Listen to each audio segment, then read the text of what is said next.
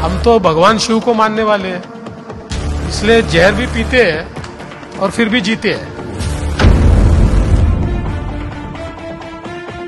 मी देवेंद्र गंगाधरराव फडणवीस ईश्वर साक्ष शपथ घेतो की मी महाराष्ट्र राज्याचा मुख्यमंत्री म्हणून माझी कामे निष्ठापूर्वक व शुद्ध बुद्धीने पार पाडीन। मी देवेंद्र गंगाधरराव फडणवीस ईश्वर साक्ष शपथ घेतो की मी महाराष्ट्र राज्याचा उपमुख्यमंत्री म्हणून माझी कामे निष्ठापूर्वक व शुद्ध बुद्धीने पार पाडीन। अमित शाह यांचं ट्वीट आलेलं आहे, अतिशय बोलकं ट्वीट आहे। भाजपा अध्यक्ष श्री जेपी नड्डा जी के कहने पर ही श्री देवेंद्र फडणवीस जी ने बड़ा मन दिखाते हुए महाराष्ट्र राज्य और जनता के हित में सरकार में शामिल होने का निर्णय लिया है।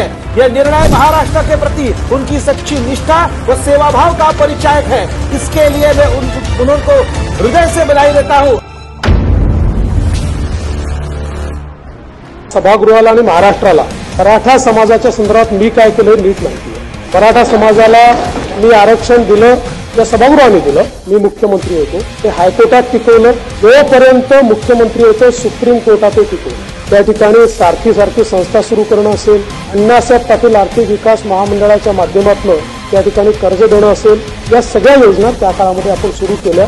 देवेंद्र फडणवीस मी तुला नाही आणू शकत, तुम्हाला बाकीच्यांसारखं समजू नको। तू ब्राह्मणी कावा करायला जाशील, बाकीच्या ब्राह्मणाला काय नाही करणार, तुला सुट्टी नाही, तुला आयुष्यातून उठून पर्या।